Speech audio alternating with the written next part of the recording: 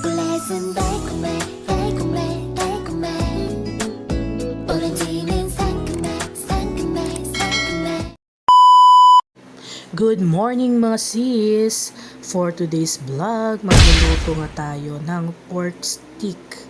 At ito na ang mga sangkap. Toyo, soka, paminta, bawang, sibuyas, kalamansi, magic sarap, at syempre ang laman ng baboy.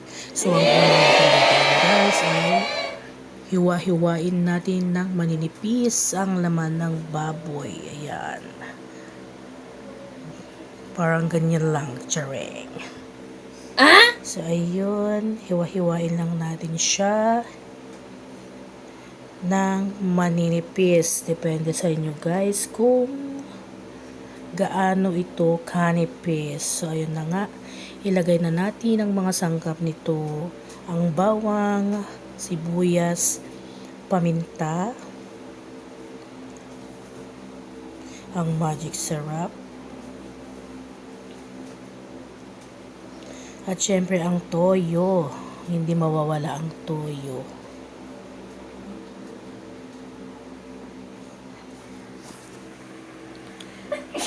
Ang kalamansi.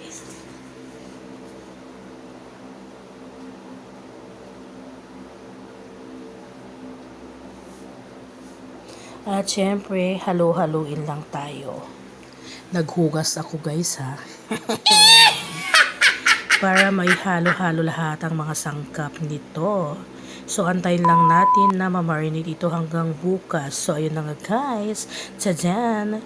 12 hours na na-marinate ang ating laman ng baboy. So, ayun, lulutuin natin para may babaunin ang ating mga junakis. So, ayun nga guys. Nagprito nga ako ng laman nito para i-try natin kung masarap ba. Kung legit na masarap.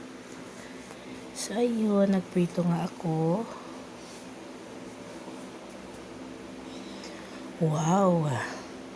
Amoy pa lang ay ulalam na. Ayun.